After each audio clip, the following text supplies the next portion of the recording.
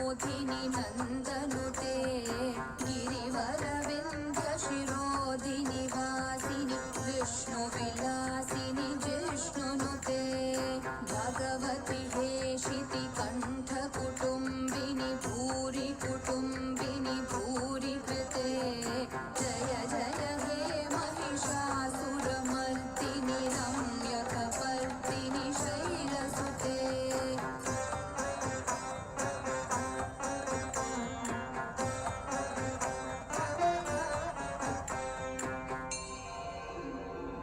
सुरवरवर्षिणि दुर्धरधर्षिणि दुर्मुखमर्षिणि हर्षरते त्रिभुवनपोषिणि शङ्करतोषिणि कील्विषमोषिणि घोषरते धनुजनिरोषिणि दितिसुतरोषिणि दुर्मदशोषिणि सिन्धुसुते जय जय हे महिषासुरमर्दिनि रम्यकपर्दिनि शैलसुते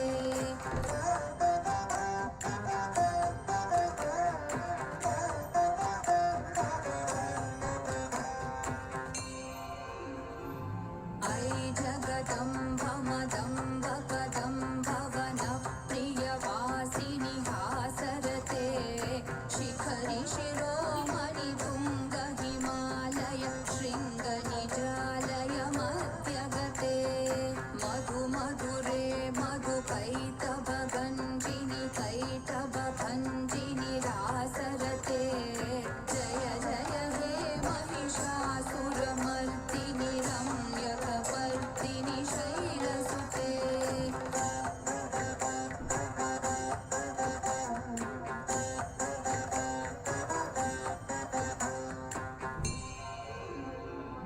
ऐशतखण्डविखण्डितरुण्डवितुण्डितशुण्डगजाधिपते रिपुगजगण्डविदारणचण्डपराक्रमशुण्डमृगाधि।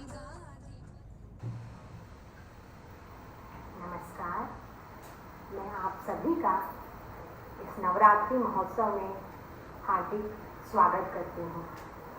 यह नवरात्रि सत्संग परम पूज्य गुरुदेव श्री स्वामी ज्योतिर्मयानंद जी महाराज जी के आश्रम जो लाल बाग लोनी गाजियाबाद में स्थित है, वहाँ इस सत्संग का आयोजन किया जा रहा है। इस नवरात्रि के दौरान हर सनातनी परिवार में तरह तरह ढंग से पूजा अर्चना की जाती है। कुछ लोग व्रत रखते हैं, कुछ लोग दुर्गा सप्तशती का पाठ करते हैं। सब अपने अपने तरीके से माँ के प्रति श्रद्धा और भक्ति अर्पित करते हैं। लेकिन इन सब के पीछे एक गूढ़ संदेश छिपा रहता है। उसको समझने की बहुत आवश्यकता है, खासकर आज के समय जब पूरा विश्व कोरोना वायरस से पीड़ित है। इसलिए हम लोगों ने ये निश्चय किया है कि इस पूरे नवरात्रि के दौरान प्रतिदिन हम एक सत्संग का आयोजन करेंगे, आपके साथ दुर्गा सप्तशती का पाठ करेंगे और उस कथा के माध्यम से जो गूढ़ संदेश देने की कोशिश की गई है वो आप तक पहुंचाएंगे।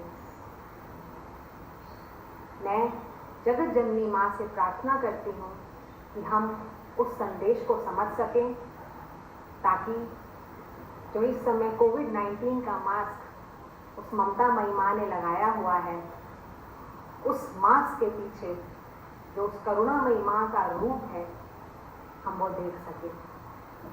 इन्हीं शब्दों के साथ मैं अब इंटरनेशनल योगा सोसाइटी के अध्यक्ष स्वामी शशि भूषणानंद जी को अपना प्रेरक व्याख्यान देने के लिए आमंत्रित करती हूँ। श्री स्वामी शशि भूषणानंद जी।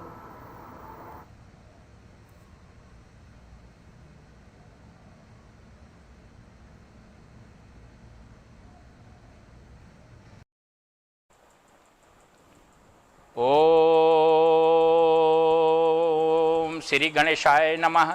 ओम श्री सरस्वत्यै नमः। ओम श्री गुरुवे नमः।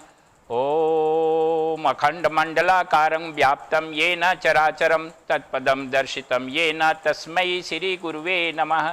ब्रह्मानंदं परमसुखदं केवलं ज्ञानमूर्तिं द्वन्द्वातीतं गगनसदृशं तत्त्वमस्यादिलक्ष्यम् एकं नित्यं विमलमचलं सर्वधी साक्षिभूतं भावातीतं त्रिगुणरहितं सद्गुरुं तं नमामि, सद्गुरु तं नमामि, सद्गुरु तं नमामि। ओम शांति शांति शांति। आज से हम लोग देवी पूजा का आरंभ कर रहे हैं। इसे नवरात्र पूजा भी कहते हैं और ये जो पूजा है वो 9 दिनों तक चलती है। इस पूजा की एक विशेष विधि है और यहाँ जो हम लोग चर्चा करेंगे वो आध्यात्मिक दृष्टि से देवी पूजा के विधि और उसके रहस्य को बताते चलेंगे। देवी पूजा के लिए एक पारंपरिक तरीके से देवी की पूजा की जाती है, लेकिन यहाँ हम लोग साधना की दृष्टि से साधक को ध्यान में रखते हुए हम लोग इस पूजा के बारे में बताने का कोशिश करेंगे। इसके साथ साथ जो देवी महात्म्य है, दुर्गा सप्तशती की जो कथा है, उस कथा का जो प्रतीक अर्थ है, गुह्य अर्थ है, मिस्टिक मीनिंग है, उसको भी आपके सामने संक्षेप में व्याख्या करेंगे, जिससे कि आप उसके आध्यात्मिक रहस्य को अच्छी तरह से समझ सकें। तो आइए, गुरुदेव की कृपा से देवी दुर्गा की, महादेवी लक्ष्मी की और देवी सरस्वती के आशीर्वाद के साथ हम लोग ये 9 दिनों का जो देवी पूजा का कार्यक्रम है इसका आरंभ करते हैं।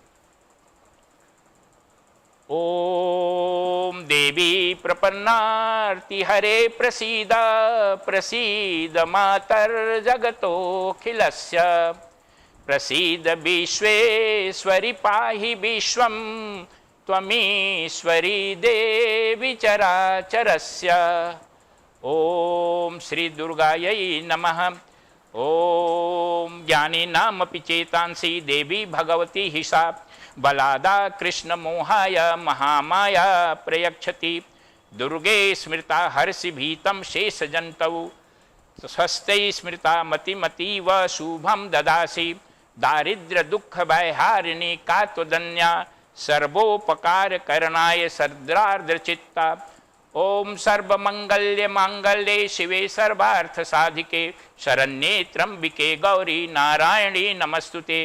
शरणागत दीनार्थ परित्राण परायणे सर्वस्यार्ति हरे देवी नारायणी नमस्तुते। सर्वस्वरूपे सर्वेशे सर्वशक्ति समन्विते भयं भेस्त्राहिनो देवी दुर्गे देवी नमस्तुते। रोगान शेषान पहंसि तुष्टा रुष्टा तु कामान सकलान भीष्टां त्वमाश्रितानां न विपिन्नराणां त्वमाश्रिताः प्रयन्ति।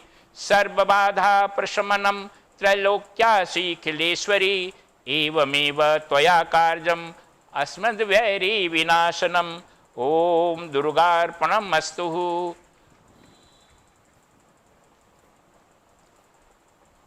नवरात्रि की पूजा का एक विधान है, एक प्लानिंग है और वो प्लानिंग आध्यात्मिक साधना को ध्यान में रखते हुए की गई है। ये 9 दिनों की पूजा में पहले 3 दिन की जो पूजा होती है वो दुर्गा देवी की आराधना की जाती है। दूसरे 3 दिन की पूजा में महालक्ष्मी की आराधना की जाती है और तीसरे 3 दिन की जो पूजा होती है उसमें देवी सरस्वती की आराधना की जाती है।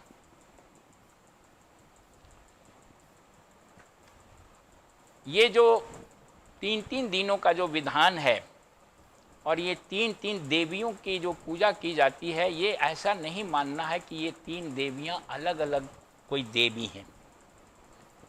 ये वास्तव में परब्रह्म परमेश्वर की ही देवी के रूप में आराधना की जाती है।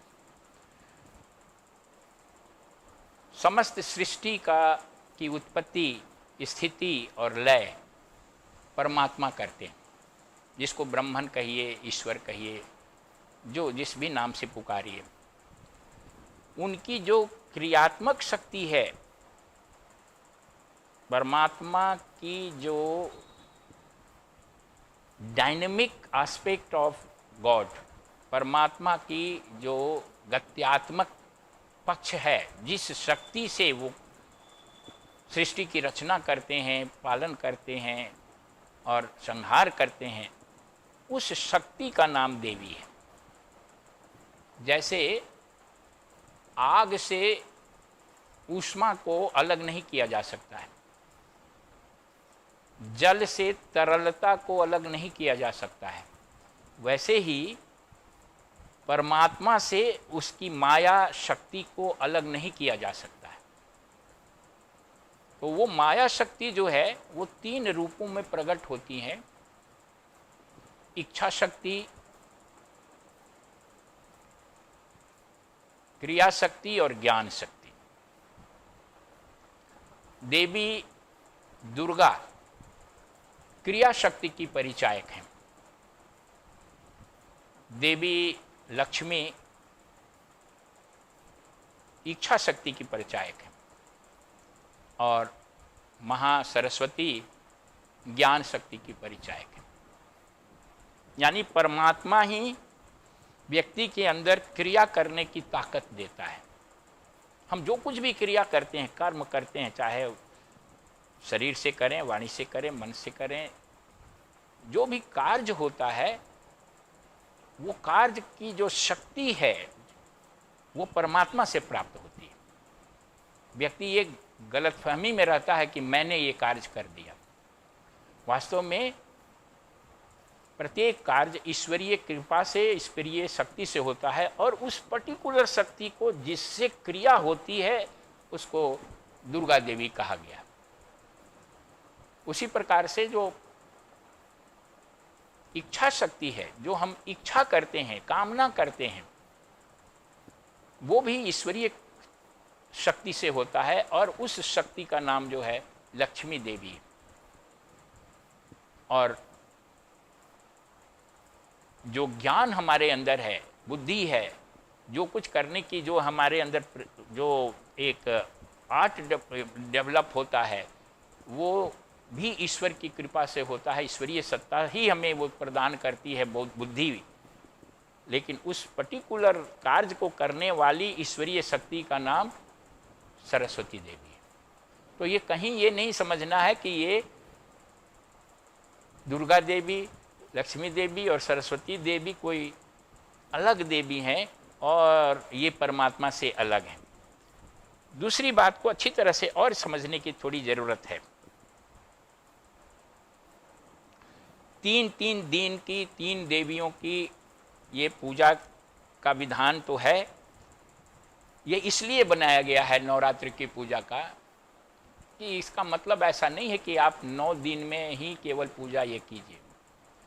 ये ऐसे लोगों के लिए है, सामान्य लोगों के लिए है कि जो जीवन में इतने व्यस्त रहते हैं या जिनके पास इतना समय नहीं होता है या जो अधिक समय तक संसार के क्रियाओं में लगे रहते हैं, उनको कम से कम ये नवरात्र के 9 दिनों में अपने आप को साधना में लगाना चाहिए।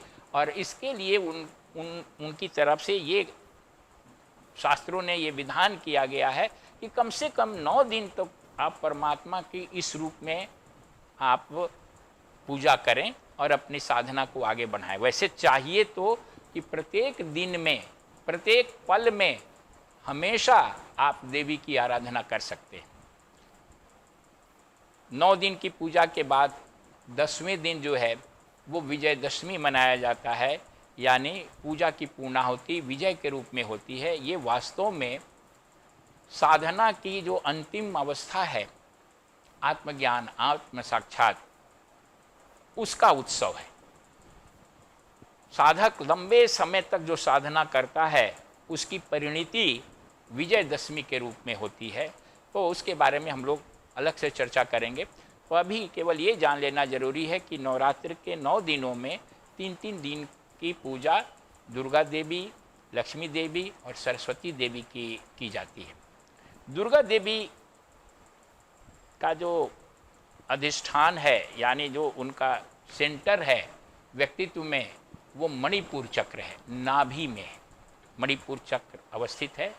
और मणिपुर चक्र देवी दुर्गा का केंद्र है, क्रिया शक्ति का केंद्र है। और ये देवी दुर्गा जो हैं वो शक्ति प्रदान करती है। आपको कहीं से भी कोई शक्ति मिल रही है, मन की शक्ति हो, शरीर की शक्ति हो, बुद्धि की शक्ति हो, यानी जो पावर है वो पावर देने वाली परमात्मा का देवी रूप दुर्गा है। और इनको प्रसन्न करने का मंत्र जो है दोंग दुर्गा यही नमः। दूसरी देवी जो हैं 3 दिन तक जिनकी पूजा की जाती है वो इच्छा शक्ति की प्रतीक हैं, देवी हैं। और उनका जो केंद्र है वो अनाहत चक्र हृदय प्रदेश है। ये विभिन्न चक्र हैं व्यक्तित्व में, मूलाधार, स्वाधिष्ठान, मणिपुर, अनाहत, ग्रीवा में विशुद्धि, आज्ञा चक्र और सहस्त्रार चक्र। ये कुंडलनी के चक्र हैं जो प्रत्येक व्यक्ति के सूक्ष्म शरीर में विद्यमान रहते हैं और ये पावर सेंटर्स हैं। तो इच्छा शक्ति का जो केंद्र है वो है अनाहत चक्र हृदय प्रदेश, जिसकी अधिष्ठात्री देवी महादेवी लक्ष्मी है। और ये लक्ष्मी देवी भक्ति प्रदान करती है। दुर्गा देवी शक्ति प्रदान करती हैं, लक्ष्मी देवी भक्ति प्रदान करती है। तीसरी देवी वो महासरस्वती देवी जो हैं वो व्यक्ति को मुक्ति प्रदान कराती हैं, वो मुक्ति देती हैं, मुक्ति दायिनी हैं। और वो ज्ञान शक्ति की प्रतीक हैं, ज्ञान शक्ति देती हैं, ज्ञान प्रदान करती हैं। और उनका जो केंद्र है वो है आज्ञा चक्र, दोनों भौहों के मध्य में, जहाँ हम लोग चंदन टीका लगाते हैं। तो ये तीनों देवियाँ शक्ति, भक्ति और मुक्ति प्रदान करने वाली वास्तव में परमात्मा की प्रतीक हैं।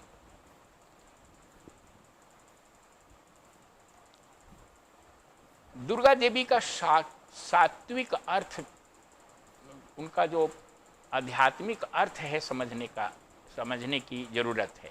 उसके पहले ये 9 दिन की जो पूजा होती है वो अलग अलग 9 दिन की एक एक इन्हीं देवियों का अलग अलग 9 नाम भी है। तो वो 9 देवी जो है वो कौन कौन सी हैं उसके बारे में थोड़ा सा हम लोग अभी परिचय कर लें, तब कथा का अभ्यास के बारे में बात करेंगे।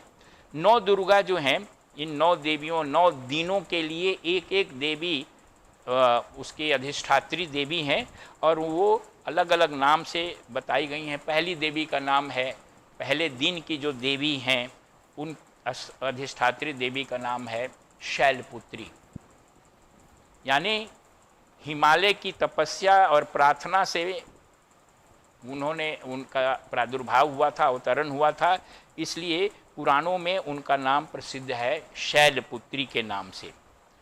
दूसरी जो देवी हैं, दूसरे दिन की जो देवी हैं उनको ब्रह्मचारिणी कहा जाता है।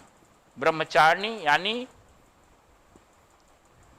सच्चिदानंद ब्रह्म स्वरूप की प्राप्ति कराने वाली देवी।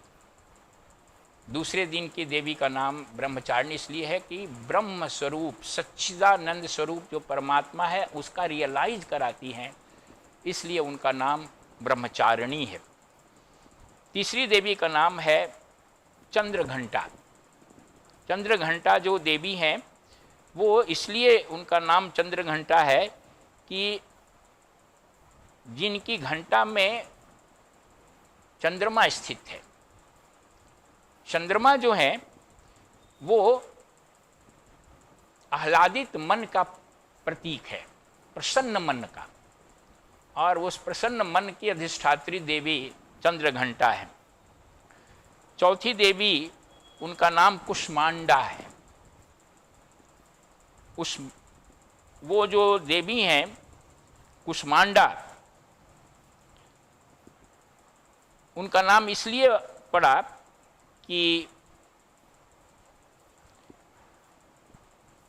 जिसके उदर में त्रिविध ताप युक्त संसार जिसके उदर में स्थित है, त्रिविध ताप रूप संसार, ये जो समस्त सृष्टि है वो त्रिविध ताप रूप है। यहाँ तीन दुख हमेशा रहते हैं, अधिदैविक, अधिभौतिक और आध्यात्मिक। ये तीनों ताप से पीड़ित ये समस्त संसार है, और उस तीनों ताप से पीड़ित संसार जिसके उदर में है उसको कुष्मांडा कहते हैं। तो ये देवी के मतलब कि इस देवी के अंदर ही समस्त सृष्टि समाहित है, कुष्मांडा। पांचवी देवी जो हैं उनको कहते हैं स्कंद माता। स्कंद माता इसलिए उस देवी का नाम है क्योंकि सनत कुमार, जिसका नाम स्कंद भी है, सनत, सनंदन, सनत कुमार, सनत कुमार को स्कंद कहा जाता है, और ये देवी सनत कुमार की माता हैं। इसलिए इन्हें सनत कुमार की माता होने के कारण सनत कुमार को स्कंद भी कहते हैं, इसलिए स्कंद माता भी पांचवी देवी का नाम है। छठी देवी का नाम जो है कात्यायनी है, क्योंकि ये देवी देवताओं के कार्य को सिद्ध करने के लिए महर्षि कात्यायन के आश्रम में प्रकट हुई थी, और महर्षि कात्यायन इनको पुत्री रूप में मानते थे, इसलिए इस छठे दिन की देवी का नाम, छठी देवी का नाम जो है कात्यायनी है। सातवीं देवी कालरात्रि कहलाती है। कालरात्रि इसलिए कहलाती हैं कि ये काल की भी रात्रि हैं। रात्रि का मतलब विनाश करने वाली, यानी मृत्यु को विनाश करने वाली ये देवी हैं। मृत्यु का विनाश करने का क्या मतलब? मृत्यु का विनाश करने का मतलब, मृत्यु का विनाश करने का मतलब कि अमरत्व प्राप्त होना। अमरत्व प्राप्ति कराने वाली देवी कालरात्रि हैं। और अमरत्व प्राप्ति कैसे होती है? जब आवागमन का चक्र जब समाप्त हो जाता है तो व्यक्ति का जन्म मृत्यु का जो चक्र है वो हमेशा हमेशा के लिए समाप्त हो जाता है। वो तभी समाप्त होगा जब आप आत्मज्ञान कर लेंगे, आत्म साक्षात्कार कर लेंगे, ईश्वर साक्षात्कार कर लेंगे। तो कालरात्रि जो हैं वो काल को समाप्त करने वाली हैं, यानी आत्म साक्षात्कार प्रदान करके व्यक्ति को अमरत्व प्रदान करती हैं। आठवीं देवी जो हैं उनको महागौरी कहते हैं। महागौरी देवी का नाम इसलिए है क्योंकि उन्होंने तपस्या के द्वारा गौर वर्ण प्राप्त किया था। और नौवीं देवी का नाम सिद्धिदात्री हैं, यानी मोक्ष देने वाली। सिद्धि, सबसे बड़ी सिद्धि आत्मज्ञान, मोक्ष, निर्वाण होता है। तो इस प्रकार से ये 9 देवियाँ, 9 दुर्गा कहलाती हैं। 9 दिन की एक एक देवी हैं, और ये सब दुर्गा देवी का ही नाम है। दुर्गा देवी यानी परमात्मा का ही स्वरूप। यहाँ दुर्गा शब्द का थोड़ा सा व्याख्या करना आवश्यक है। दुर्गा देवी का अर्थ है जो दुर्गति को दूर करें। दुर्गति, गति 2 प्रकार की होती है। सद्गति और दुर्गति। व्यक्ति दो तरह से जीवन जी सकता है, अच्छाई की तरफ जीवन व्यतीत करे या अधोगति जो बुराई की तरफ जाए। तो कौन सा मार्ग अच्छा मार्ग है कहलाएगा, कौन सा बुरा मार्ग कहलाएगा, इसको भी जानना जरूरी है। जो ईश्वरोन्मुख जीवन जीता है, यानी जिसका जीवन परमात्मा की प्राप्ति के लिए चलता हो, ईश्वरोन्मुख यानी आध्यात्मिक जीवन, आत्मज्ञान प्राप्त करने की ओर जो प्रयास करे और इसीलिए वो साधना करे, इसीलिए जीवन जिए कि आत्म साक्षात्कार उसे हो जाए, तो ये सद्गति वाला रास्ता है। क्योंकि इसी रास्ते पर चल करके व्यक्ति जो है मुक्ति प्राप्त करता है। मुक्ति से ही उसके समस्त दुख दूर हो सकते हैं, इसलिए इसको सद्गति वाला मार्ग कहते हैं।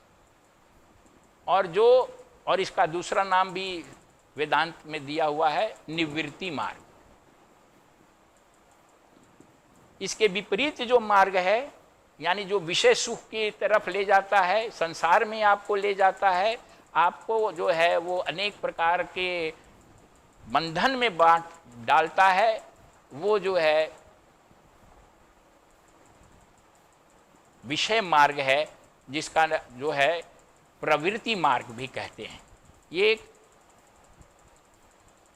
कुगति वाला रास्ता है, क्योंकि इसमें जन्म मृत्यु का चक्र टूटता नहीं है। असंख्य बार आप मरेंगे और जिंदा होंगे, बार बार इस जन्म मृत्यु के चक्र में आते रहेंगे। इसलिए ये जो रास्ता है, इस रास्ते को दुर्गति का मार्ग कहते हैं। दुर्गा जो है वो दुर्गति दूर करती हैं, और सद्गति के तरफ चलने में जो बाधाएं आती हैं, ऑब्स्टेकल्स आते हैं, अवरोध आते हैं, समस्याएं आती हैं, उनको दूर भी करती हैं। इसी के लिए उनका नाम जो है दुर्गा कहा गया।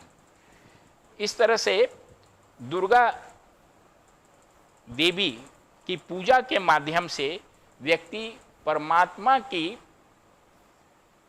पूजा करता है और उससे अपनी दुर्गति या जो अवरोध है, समस्याएं हैं, उनको समाप्त करने के लिए जो है वो शक्ति प्राप्त करता है।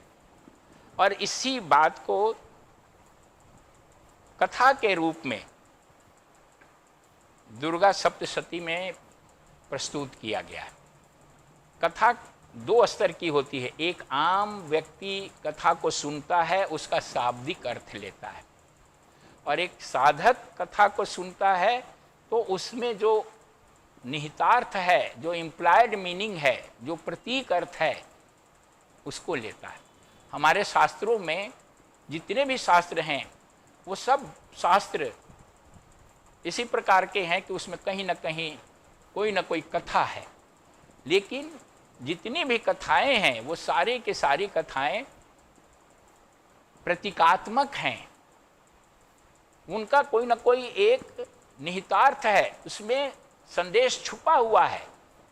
इसलिए पुराण की कथा, महाभारत की कथा, ये दुर्गा सप्तशती की कथा या रामायण की कथा, भागवत की कथा अगर आप सुनते हैं तो केवल उसके कथा तक ही सीमित अपने आप को नहीं रखें, बल्कि किसी आत्मज्ञानी संत महात्मा या गुरु के संपर्क में रहते हुए उस कथा में जो आध्यात्मिक संदेश दिया गया है, जो उसका प्रतीक अर्थ है, उसको भी जानने का कोशिश करें, तभी आप उस कथा से लाभ ले सकते हैं। ये जो दुर्गा सप्तशती की दुर्गा की जो कथा हम लोग इस 9 दिनों में करेंगे, उस कथा को मार्कंडेय पुराण से लिया गया। मार्कंडेय पुराण में मार्कंडेय जी इस कथा को अपने शिष्य को सुना रहे हैं। और ये जो मार्कंडेय पुराण है, वो वास्तव में एक पुराण है जो कथा के माध्यम से आध्यात्मिक ज्ञान कैसे प्राप्त होगा उसको बताता है। तो इसमें दी गई जो कथा है उसके माध्यम से हम आपको बताने का कोशिश करेंगे कि आत्म साक्षात्कार के परम लक्ष्य तक कैसे पहुंच सकते हैं।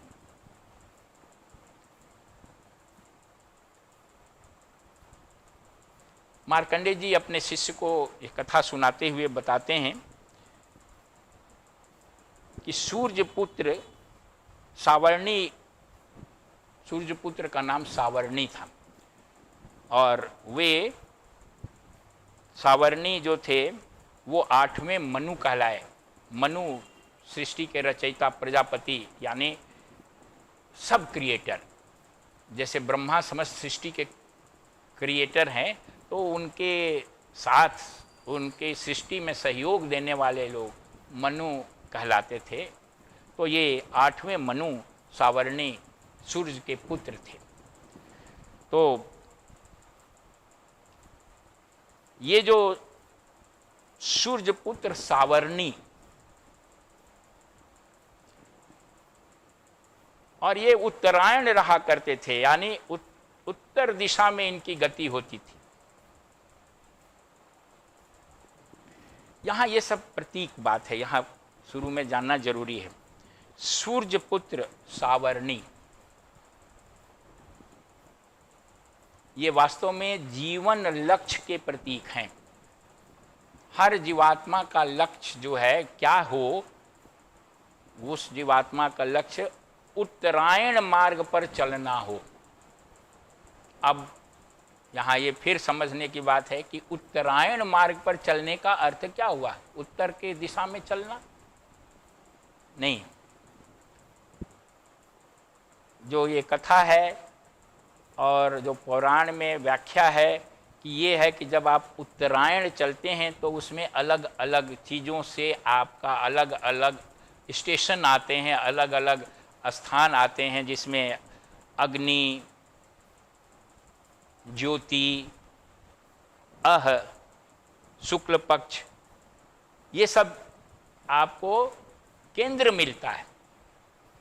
वर्णन है कि जब आत्मा उत्तरायण को, मृत्यु के बाद जब आत्मा उत्तरायण की ओर यात्रा करती है तो उसको अग्नि, ज्योति, अह, शुक्ल पक्ष, ये इस तरह से अलग अलग उसको केंद्र स्थान, जैसे आप किसी एक स्थान से दूसरे स्थान पर जाते हैं तो बीच बीच में कुछ इम्पोर्टेंट लैंडमार्क्स होते हैं, तो उत्तरायण की दिशा में चलने पर ये लैंडमार्क बताए गए। इसका मतलब ऐसा नहीं है कि ये अग्नि और ज्योति वो मिलेगी, इसमें भी इस वर्ड में संदेश छुपा हुआ है। जैसे कि इस नाम में सूर्यपुत्र सावर्णी के नाम में है कि ये जीव का प्रतीक है और जीव का जीवन लक्ष्य की ओर इशारा करता है कि हर जीव को उत्तरायण मार्ग का अनुसरण करना चाहिए।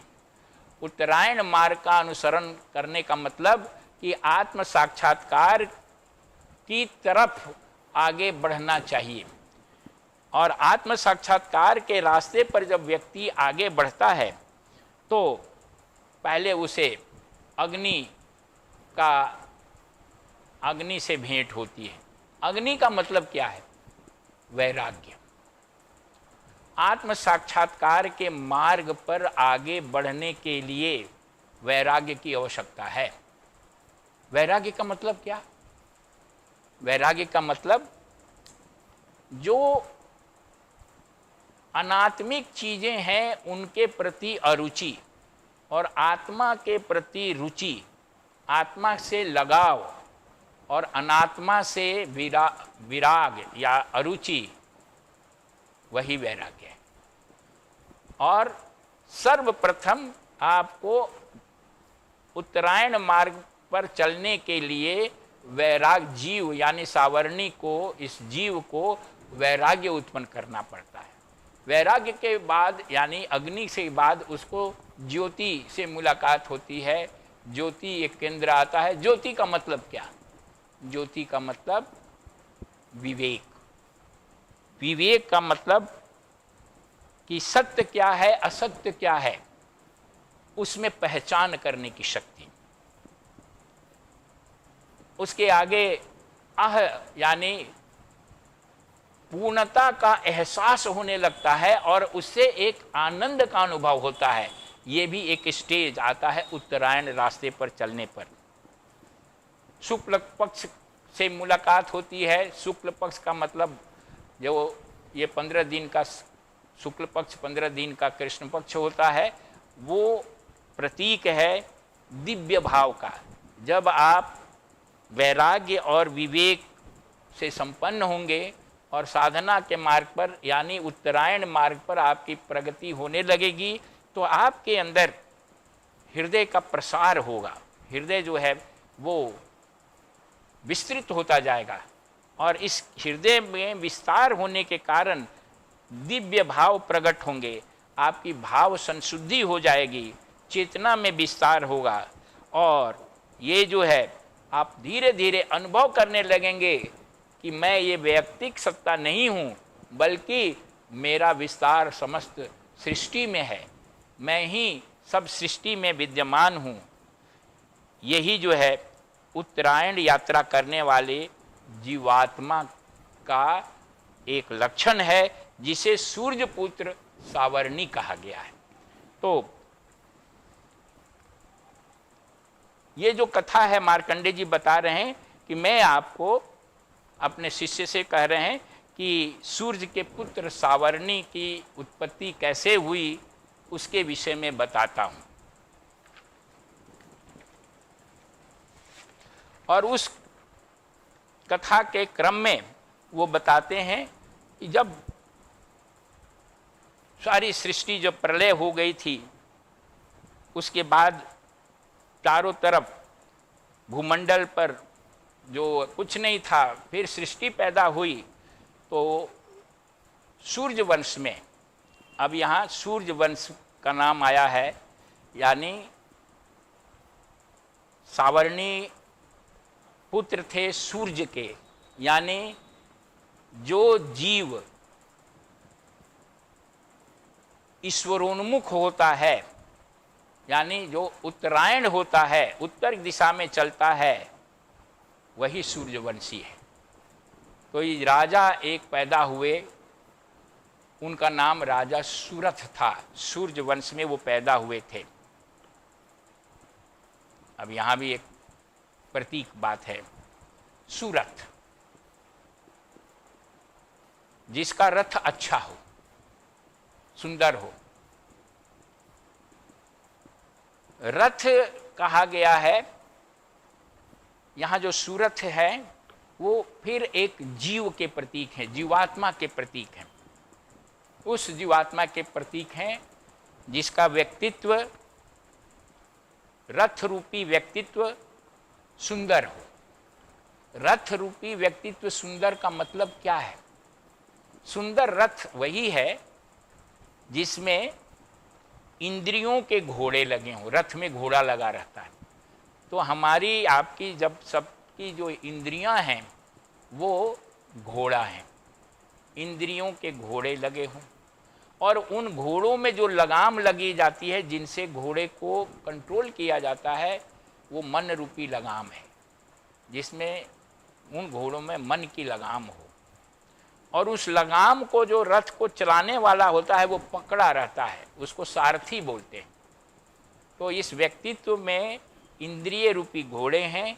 उस घोड़े को मन रूपी लगाम से उसको कंट्रोल किया जाता है, लेकिन उसको कंट्रोल करने वाला जो सारथी है वो बुद्धि होनी चाहिए।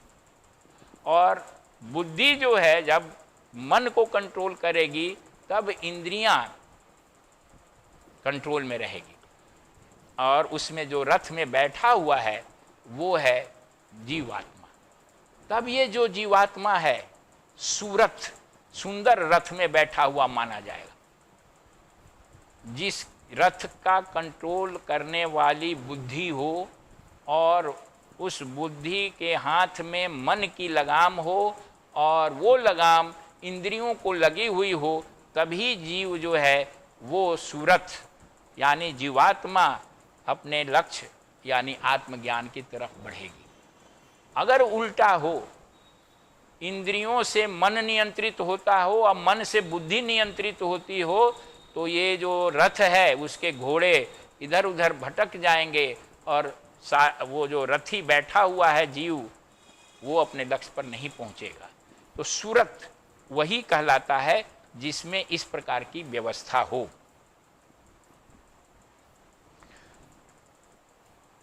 वो जो सूरत राजा थे, वो उनका साम्राज्य पूरे सृष्टि पर था, पूरे विश्व पर था, और वो बहुत अपने प्रजा को पुत्रवत जो है वो पालन पोषण करते थे। लेकिन उनके राज्य पर शत्रुओं ने आक्रमण कर दिया। वो शत्रु कौन? वास्तव में सूरत जीव के प्रतीक हैं और वो समस्त विश्व के सम्राट हैं।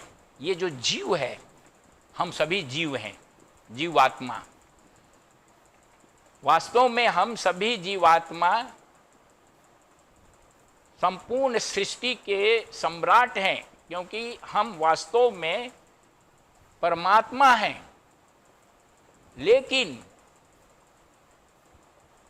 जब राजसिक तामसिक शक्तियां, ये शत्रु हैं, राजसिक तामसिक शक्ति शत्रु के रूप में जब राजा सूरत यानी जीव पर आक्रमण कर देती है, तो ये जो जीव है वो अपना सम्राटत्व, इंपररशिप खो देता है, वो पराजित हो जाता है। ये राजा सूरत अपने शत्रुओं से पराजित हो गए।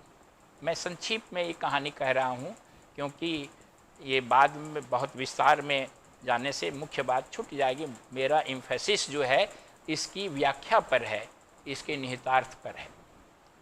तो राजा सूरत का जो साम्राज्य था, जो समस्त पृथ्वी पर फैला हुआ था, वो सिमट करके उनकी एक सीमित राजधानी में रह गया। और इस पराजय का कारण ये हुआ कि उनके मंत्री और उनके सहयोगी और बड़े बड़े सेनापति उनके साथ धोखा कर दिए। वो शत्रु के साथ मिल गए और इनको समय पर सहायता नहीं मिली, कथा ये बताती है। तो ये शत्रुओं से पराजित होकर के एक सीमित, एक व्यक्तित्व में, एक सीमित शहर तक या राजधानी तक इनका साम्राज्य हो गया। यहाँ ये कथा की व्याख्या ये है कि राजा सूरत अर्थात प्रत्येक जीव वास्तव में समस्त सृष्टि का स्वामी परमात्मा है, लेकिन रजस और तमस के प्रभाव में आकर, रजस और तमस रूपी शत्रु से पराजित होकर ये जो जीव है वो केवल एक सीमित व्यक्तित्व में सिमट जाता है। केवल ये महसूस करने लगता है कि ये मेरा शरीर है। उसका विस्तार समस्त सृष्टि में है, ये भूल जाता है। क्यों भूल जाता है? क्योंकि राजसिक और तामसिक शक्तियां उसे पराजित कर देती हैं। वो अज्ञान से ग्रसित हो जाता है और इस कारण वो अपने आप को एक सीमित व्यक्तित्व में, एक छोटी सी राजधानी में सीमित कर लेता है। बाद में ये छोटी सी राजधानी भी उसकी जो है, एक दिन ये व्यक्तित्व जो है शरीर छूट जाता है। वो जो तामसिक राजसिक जो उसके शत्रु थे, उसको उस राजधानी से भी अलग कर देते हैं, पराजित कर देते हैं, उसे बाहर निकाल देते हैं।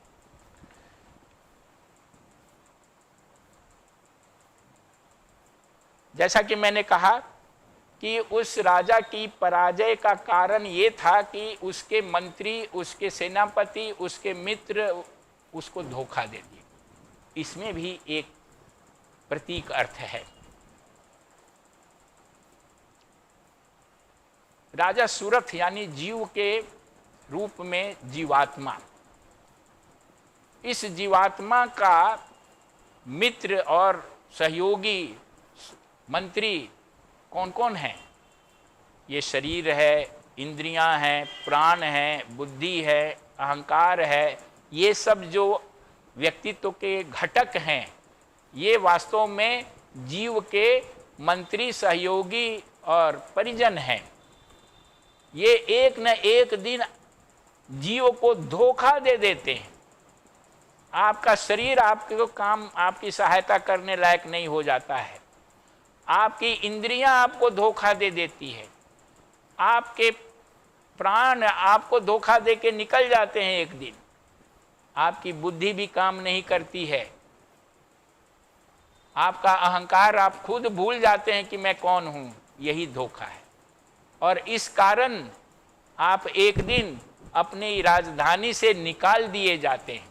राजधानी पर शत्रुओं का कब्जा हो जाता है। ये हाल सब जीवों का है।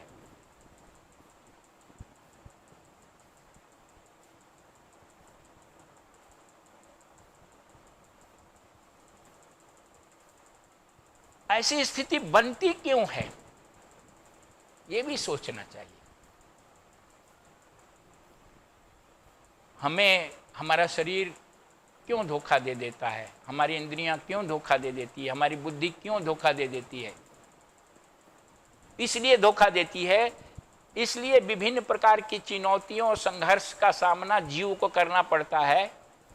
हर जीव पूरे जीवन भर लड़ता रहता है। कोई गरीबी से लड़ रहा है, कोई रोग से लड़ रहा है, कोई अपने मान प्रतिष्ठा के लिए लड़ रहा है, कोई जीने के लिए लड़ रहा है। हर व्यक्ति तो संघर्ष कर रहा है। जन्म से मृत्यु तक जीव केवल संघर्ष करते रहता है। इसके पीछे परमात्मा का एक उद्देश्य है। इस संघर्ष और चुनौतियां आपके जीवन में इसलिए आती हैं कि आपके मन में वैराग्य उत्पन्न हो।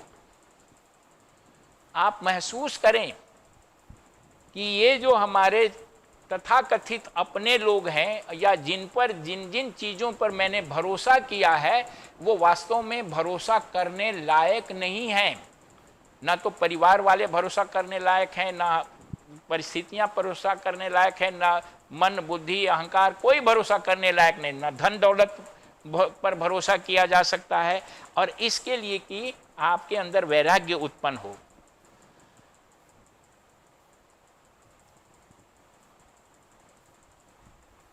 और ये वैराग्य जो है कई चरणों में विकसित होता है। पहले वो पूरे विश्व का राजा था सूरत, उसके बाद वो राजधानी में अपना केवल सीमित हो गया, उसके बाद वहाँ से भी वो निकाल दिया गया। जब निकाल दिया गया यानी धीरे धीरे उसके जो है आधार, जो जिस पर वो भरोसा करता था, वो सब निकलते चले गए, छूटते चले गए।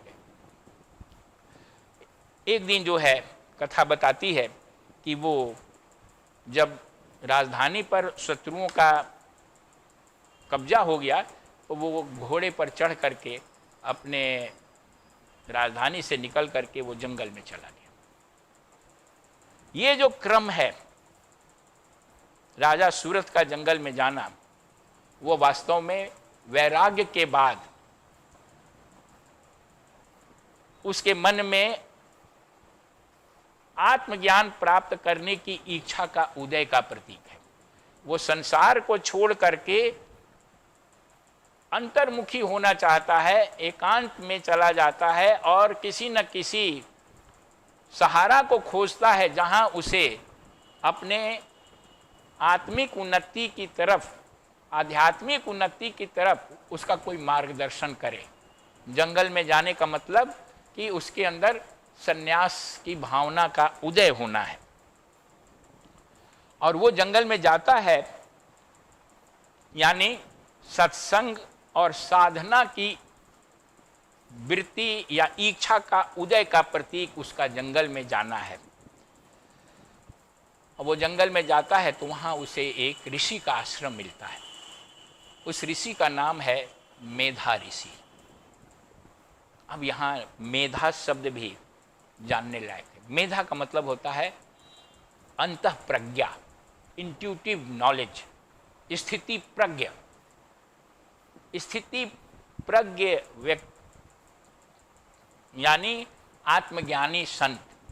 तो वहाँ उसे जो मेधा जो ऋषि मिलते हैं वो आत्मज्ञानी संत के प्रतीक हैं।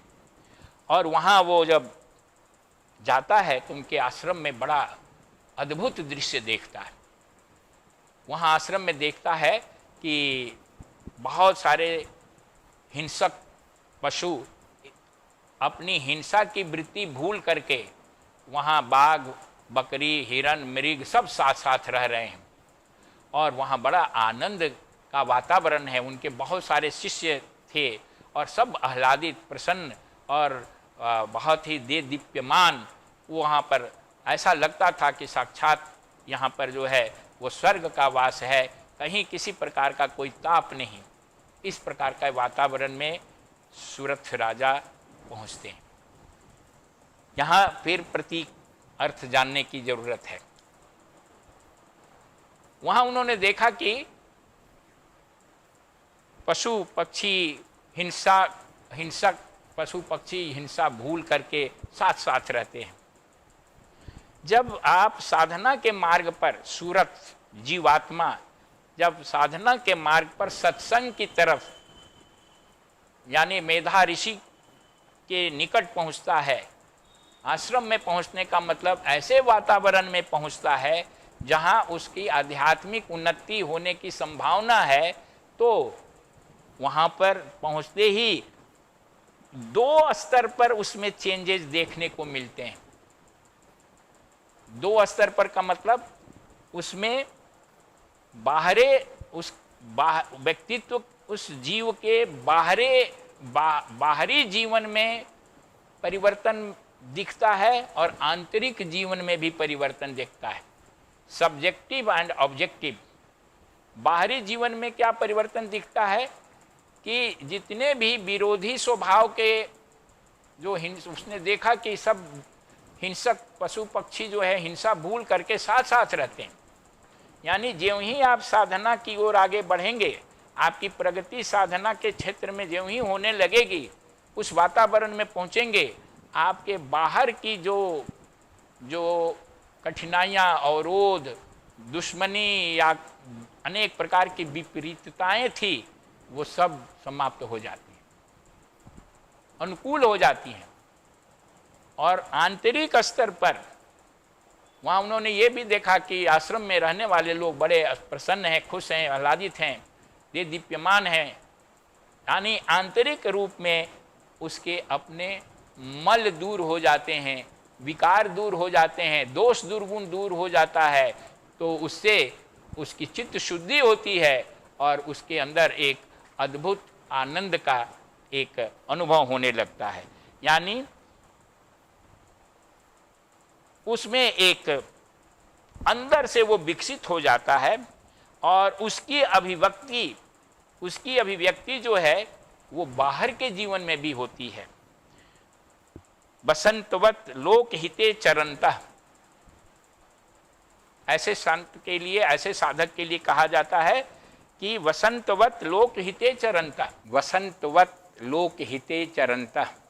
जब वसंत ऋतु आती है तो वसंत ऋतु कहाँ आई, ये वसंत कहीं दिखता नहीं है, लेकिन उसका प्रभाव दिखता है वातावरण में। पेड़ पौधों पर, वृक्ष पर पत्तियां निकल आती हैं, पुष्प खिल जाते हैं और सारा वातावरण जो है वो बड़ा ही सुंदर हो जाता है। उसी प्रकार से जब व्यक्ति के अंदर आध्यात्मिक विकास हो जाता है तो उसके अंदर की अच्छाई प्रकट होती है और वो व्यक्ति जो है वो लोगों के हित के लिए लगा रहता है और उसके अंदर की अच्छाई से वातावरण, समाज और उसके आसपास के लोग प्रभावित हो जाते हैं, सुख पाते हैं। उसी प्रकार से मेधा ऋषि के आश्रम में बहुत चारों तरफ से आनंद था। जो पशु पक्षी थे वो सब घुल मिल के रहते थे, हिंसक पशु अपने हिंसक प्रवृत्ति को भूल गए थे और वहाँ रहने वाले जो छात्र या शिष्य थे वो भी बहुत आह्लादित थे। तो दोनों साधु समाधि वैश्य और सूरत दोनों मित्र बन गए थे और दोनों की समस्याएं एक ही थी। राजा सूरत अपने राज और राजधानी से अलग हो जाने के बाद, अपने प्रियजनों से धोखा खाने के बाद, उनके मन में बार बार अपनी राजधानी, अपने परिवार के लोगों के विषय में चिंता थी। और इधर सूरत ये समाधि वैश्य, वो भी अपने परिवार द्वारा ठगा गया था। उसके परिवार के लोगों ने उसे निकाल दिया था और उसके परिजन, पुत्र, जो उसके पत्नी और भी संबंधी थे, उसके सारे धन छीन लिए थे। फिर भी वो उनके प्रति ही, उनकी ही चिंता किए करता रहा और इसके लिए वो बहुत दुखी था। यहाँ भी एक आध्यात्मिक मैसेज है। ये आध्यात्मिक मैसेज ये है कि व्यक्ति के अंदर जब अज्ञान बढ़ जाता है तो वो उन सारी चीज़ों के विषय में चिंता करने लगता है जो सोचने के योग्य हैं ही नहीं। जहाँ जहाँ से उसे दुख मिलता है, फिर भी उन सारी बातों को भूल करके उन्हीं की चिंता करता है जिन लोगों ने उसे दुख दिया है। ये अज्ञान का कारण है। तो ये समस्याएं दोनों की समान थी और ये दोनों उस समस्या का समाधान के लिए ऋषि मेधा के पास आते हैं। और कथा में मार्कंडेय जी कह रहे हैं कि राजा सूरत और समाधि वैश्य दोनों महर्षि के पास पहुँचे और दोनों ने अपनी समस्या रखी। राजा सूरत ऋषि से कहते हैं कि हे महर्षि, मेरा राज्य चला गया, मेरे कुटुंबियों ने, मंत्रियों ने, हमारे सेनापति ने हमें धोखा दिया, फिर भी हम उन्हीं राज्य की चिंता कर रहे हैं, उन्हीं कुटुंबियों की चिंता कर रहे हैं, उन्हीं लोगों के विषय में सोच रहे हैं, प्रजा के विषय में सोच रहे हैं जो अब मेरा नहीं रहा है। और ये मेरा मित्र समाधि वैश्य जो है वो भी इसी समस्या से पीड़ित है कि इसके परिजन, परिवार के लोग, पुत्र, पत्नी, बच्चे और जो भी इसके साथ थे, उन लोगों ने इसके धन को छीन करके इसे घर से बाहर कर दिया है। लेकिन ऐसा करने वालों के प्रति भी आज भी इसके मन में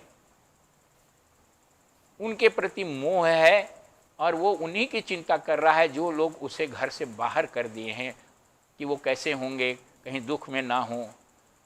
सो महर्षि, आप हम लोगों को मार्गदर्शन दीजिए कि ऐसा क्यों है। इस पर मेधा ऋषि कहते हैं, हे राजन, ये संसार ही कुछ ऐसा है।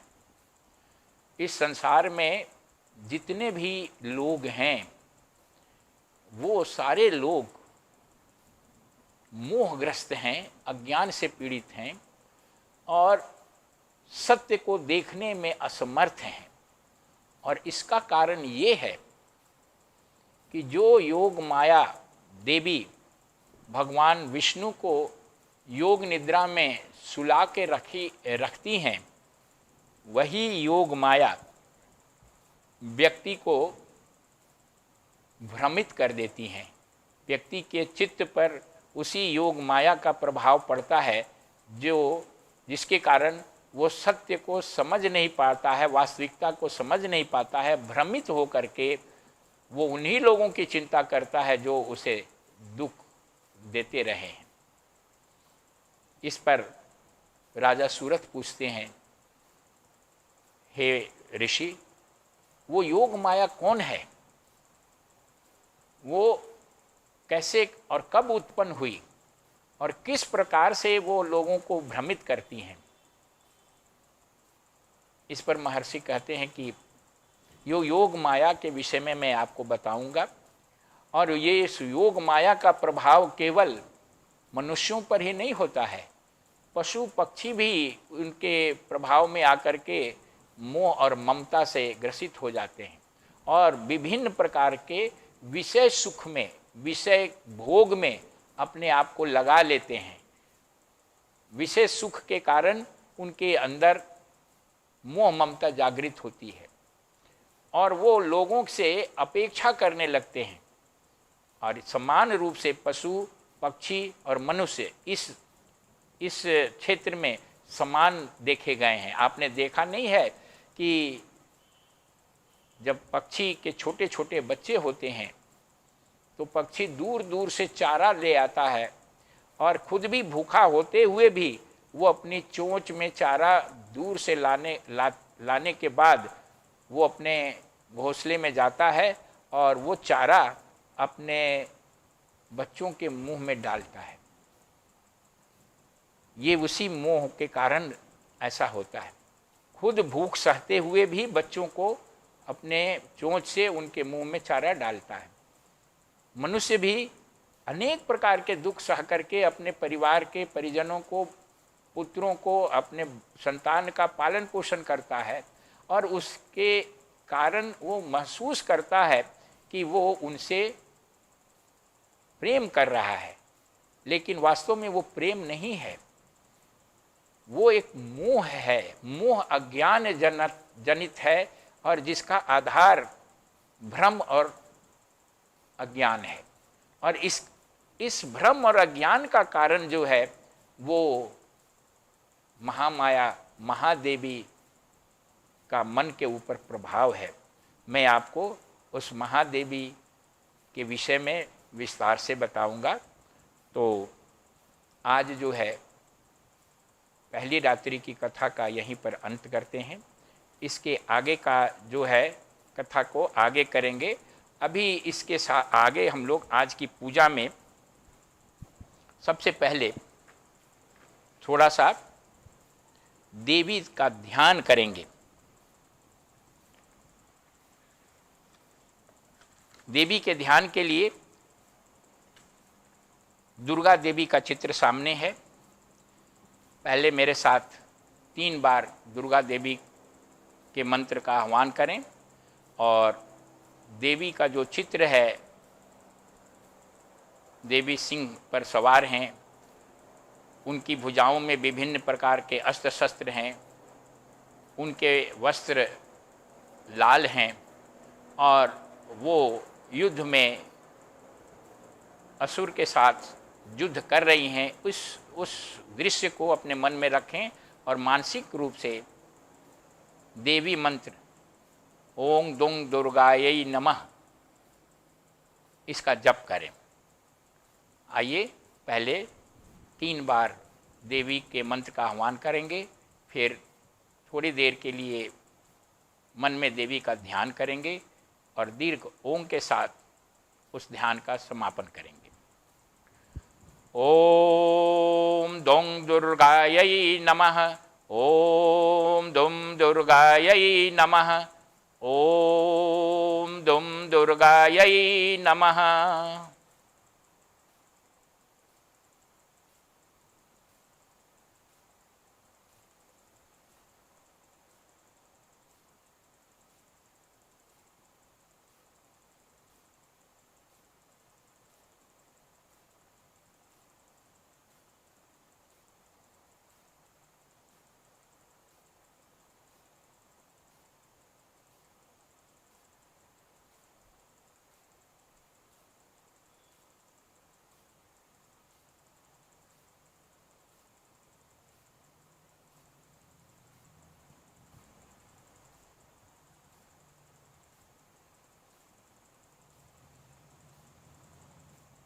ओम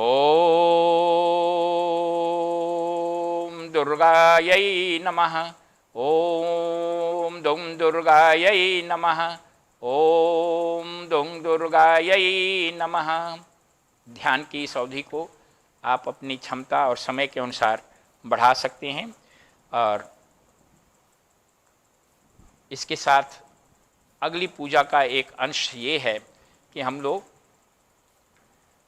दुर्गा नामावली के साथ देवी दुर्गा का स्मरण करेंगे। दुर्गा के 108 नाम का मैं उच्चारण करूंगा आप देवी दुर्गा का ध्यान करेंगे। उपस्थित जो भी लोग हैं वो महसूस करें कि आप देवी भगवती दुर्गा के सामने बैठे हैं और उनके नाम का उच्चारण कर रहे हैं। देवी दुर्गा आपके सामने उपस्थित हैं। ओम आदिशक्तये नमः, ओम महादेव्यै नमः, ओम अंबिकायै नमः, परमेश्वरै नमः, ईश्वरै नमः, अनेश्वरै नमः, ओम योगिनै नमः, ओम सर्वभूतेश्वरै नमः, ओम जयायै नमः, ओम विजयायै नमः, ओम जयन्त्यै नमः, ओम शाम्भव्यै नमः, ओम शान्तायै नमः, ओम शान्त्यै नमः, ओम ब्रह्म्यै नमः, ओम ब्रह्माण्डधारिण्यै नमः, ओम महारूपै नमः, ओम महामायै नमः, ओम महाऐश्वर्यै नमः, ओम लोकरक्षिण्यै नमः, ओम दुर्गायै नमः, ओम दुर्गपारायै नमः,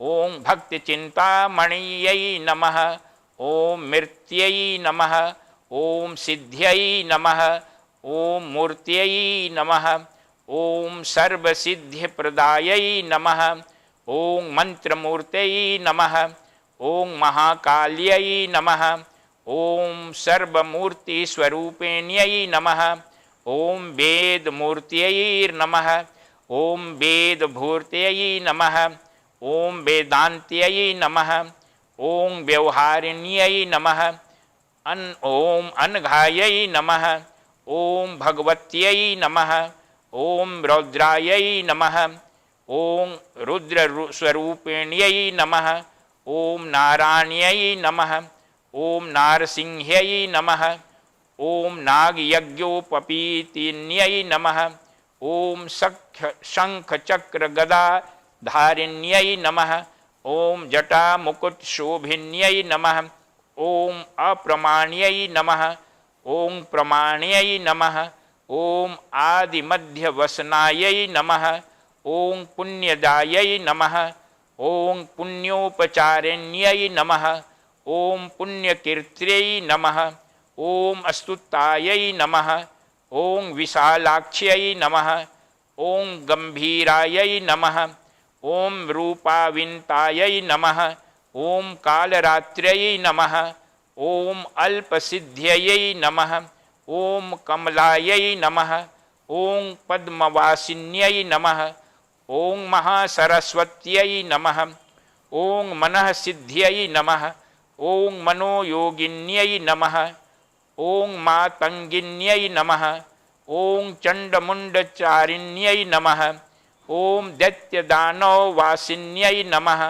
ओम भेषज्योतिषायै नमः, ओम परमज्योतिषायै नमः, ओम आत्मज्योतिषायै नमः, ओम सर्वज्योतिस्वरूपिण्यै नमः, ओम सहमूर्त्यै नमः, ओम सार्वण्यै नमः, ओम सूर्यमूर्तिस्वरूपिण्यै नमः, ओम आयुर्लक्ष्म्यै नमः, ओम विद्यालक्ष्म्यै नमः, ओम सर्वलक्ष्मीप्रदायै नमः, ओम विचक्षणायै नमः, ओम क्षीरार्णवसान्यै नमः, ओम वागीश्वर्यै नमः, ओम वाक्सिद्ध्यै नमः, ओम ज्ञानगोचारायै नमः, ओम बलायै नमः, ओम परम कल्याण्यै नमः, ओम भानुमंडल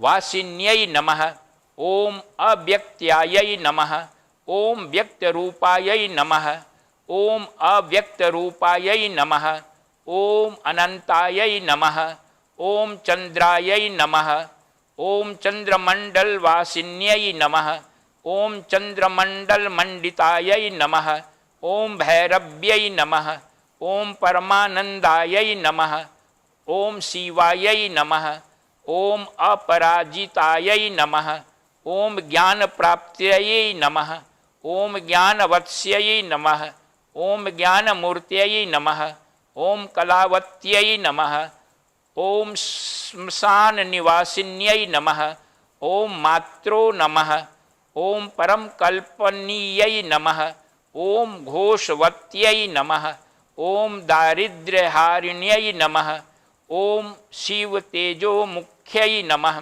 ओम विष्णुवल्लभायै नमः, ओम केशविभूषितायै नमः, ओम कुर्मायै नमः, ओम महिषासुरघातिन्यै नमः, ओम सर्वरक्षायै नमः, ओम महाकाल्यै नमः, ओम महालक्ष्म्यै नमः, ओम दं दुर्गायै नमः। पूजा की अगली कड़ी में आरती का विधान है। अपनी सुविधा के अनुसार देवी के सामने दीप प्रज्वलित करने के बाद आरती हम लोग करेंगे।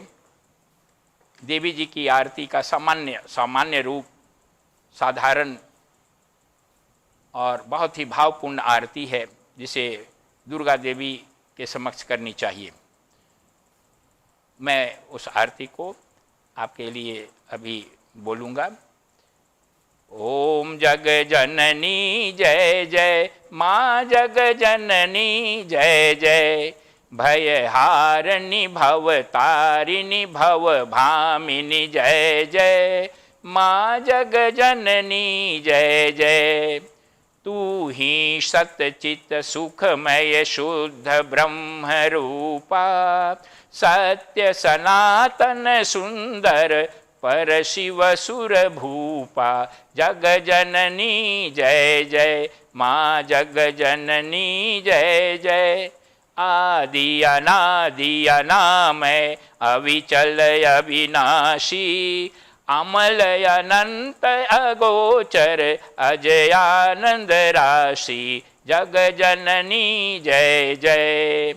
अविकारी अघहारी अकल कलाधारी, करता विधि भरता हरि हर संहारकारी, जग जननी जय जय। तू विधि वधू रमा तू उमा महामाया, मूल प्रकृति विद्या तू जननी जाया, जग जननी जय जय। राम कृष्ण तू सीता ब्रज रानी राधा, तू वांछा कल्प द्रुम हारिणी सब बाधा, जग जननी जय जय। दश विद्या नव दुर्गा नाना शस्त्र करा, अष्ट मातृका योगिनी नव नव रूप धरा, जग जननी जय जय।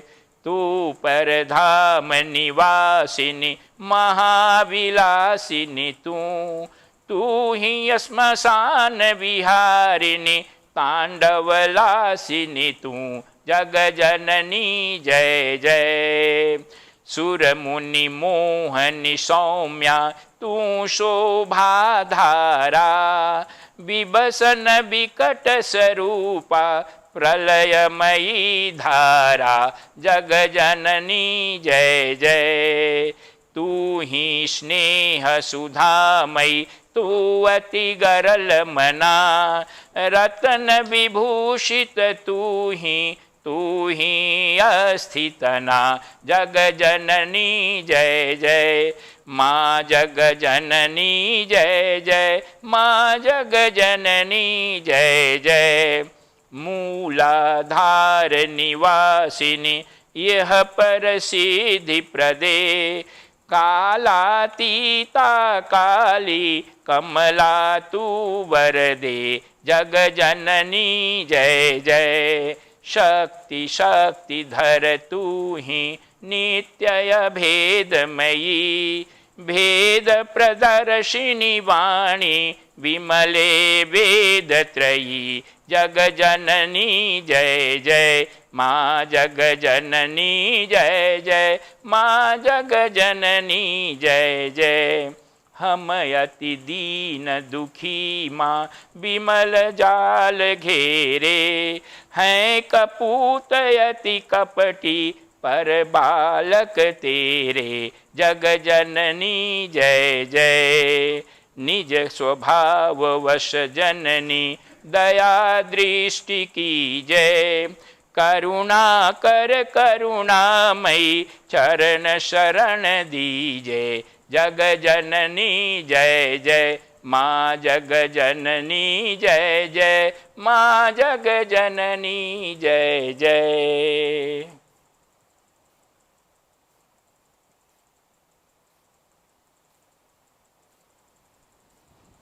भावपूर्वक देवी को प्रणाम करने के बाद पूजा के अंत में शांति पाठ का विधान है और उसके बाद आशीर्वाद का विधान। ओम त्र्यंबकम यजामहे सुगंधिम पुष्टिवर्धनम उर्वारुकमिव बंधनान् मृत्योर्मुक्षीयमामृतात्।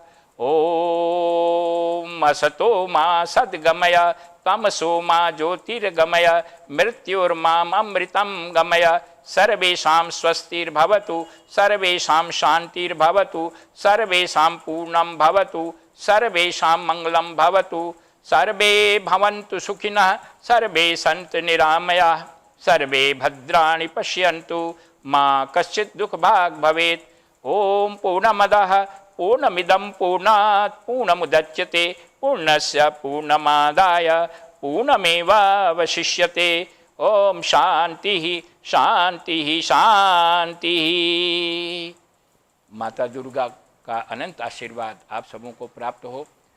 दुर्गा देवी आपकी दुर्गति को दूर करें और आपके अंदर क्रिया शक्ति को बढ़ावें, जिसके द्वारा आप अपने आध्यात्मिक मार्ग की चुनौतियों और बाधाओं को समाप्त कर सकें और इसी जीवन में आत्मज्ञान के परम लक्ष्य को प्राप्त करें। दैनिक जीवन की पहली रात्रि की पूजा का आज यहाँ समापन होता है। आप सबों को धन्यवाद। ईश्वरीय कृपा आप सबों को प्राप्त हो। ओम शांति ही शांति ही शांति ही। हरिओम तत्सत।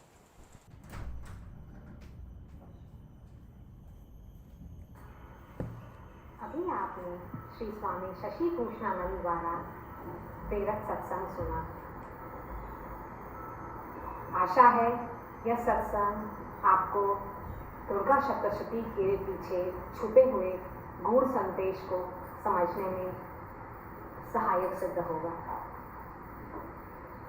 जैसा कि मैंने पहले बताया था, यह ऐसा सत्संग हम नवरात्रि के दौरान प्रतिदिन आयोजित करते रहेंगे और ये विजयदशमी तक चलेगा।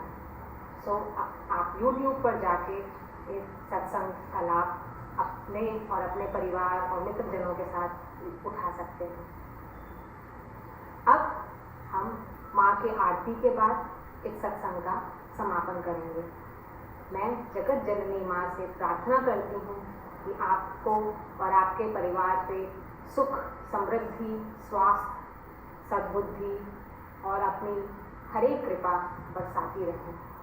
हरिओम तत्सत।